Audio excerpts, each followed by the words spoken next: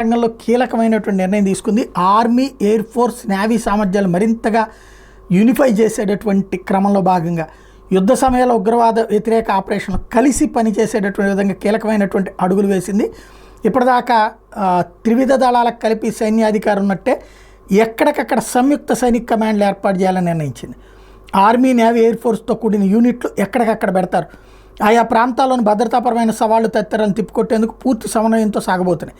ఈ త్రివిధ దళాలు ఇప్పటిదాకా విడివిడిగా కమాండ్ల కింద వేటికవే ఉంటే స్వతంత్రంగా పనిచేస్తున్నాయి. పరస్పరం మరియు మరింత సమన్వయంతో పనిచేయాల్సిన అవసరం చాలా ఉందన్నటువంటిది భేటీ ద్వారా నిర్ణయించారు. ఇప్పుడు తాజాగా దేశీయ రక్షణ సామర్థ్యం ప్రపంచ స్థాయి ప్రమాణాలను అధిగమించే దిశగా నిరంతర కృషి, అందుకోసం బలగాల అవసరాలను ఎప్పటికప్పుడు గుర్తించడం, వాటి యుద్ధ ప్రాతిపదికను తీర్చడం, ఇందుకోసం రక్షణ సంబంధిత కొనుగోళ్లు, ఆయుధ సేకరణ ప్రక్రియలు వీలైనంతగా సరళతరం చేయడం, వాటిలో అనవసర జాప్యాలు నివారించడం, ప్రపంచవ్యాప్తంగా పలు ఆధునిక సైనిక శక్తుల్లోని అత్యుత్తమ విధానాలు అందిపుచ్చుకోవడం, వాటిని మన పరిస్థితులకు తగ్గట్టుగా తీర్చిదిద్దుకోవడం, భారతీయ సంస్కృతి, ఆలోచన ధోరణులు గర్వకారణంగా చర్యలు చేపట్టడం, సైబర్ స్పేస్తో పాటు AI, machine learning, hypersonic, robotics వంటి నూతన టెక్నాలజీలకు పెద్దపీట వేయడం, రక్షణ రంగంలో భావి సంస్కరణకు మరింతగా ఊతం, తద్వారా భద్రతా దేశాలను మరింత శక్తివంతంగా సాంకేతికంగా శాటిలైన్ శక్తిగా మార్చడం, భిన్నమైన డొమైన్లలో సమగ్ర కార్యకలాపాలు అత్యంత సమర్థంగా నిర్వహించగలిగే తీర్చిదిద్దడం లాంటి యాక్టివిటీస్ మీద దృష్టి పెట్టింది మోడీ సర్కార్.